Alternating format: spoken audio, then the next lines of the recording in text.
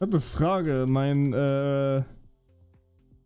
Hund wollte vorhin rausgehen. Das macht er normalerweise, wenn jemand reinkommt. Ich habe gerade eine SMS bekommen und meine Mutter hat gefragt, ob alles okay ist. Das macht ihn nur, wenn sie nicht hier ist.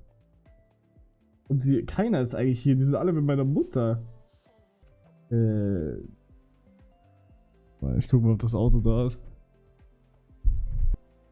Das Auto von meiner Mutter ist nicht da und von meinem Vater ist nicht da. Deswegen, Jungs, ich bin gleich wieder da. Ich nehme kurz mein Schwert mit. Also mache ich jetzt wirklich. Also ich gehe gucken, ob mein Hund noch da ist. Ich bin gleich wieder da. Ich lasse das Mikro an, falls irgendwas passiert.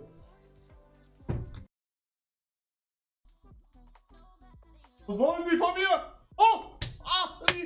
Oh!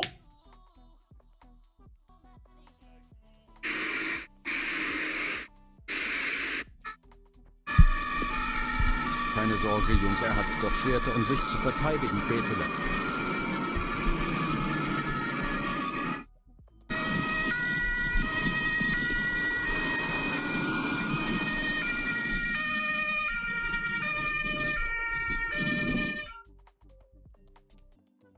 Hören Sie auf! Hören Sie auf!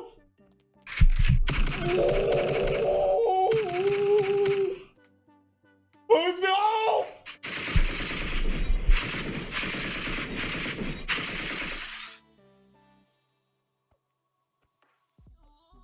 Hören Sie auf!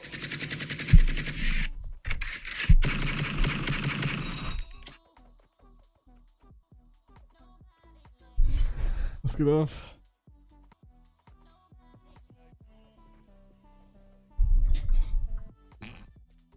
Wie fandet ihr? Er lebt, ja, sorry, Jungs.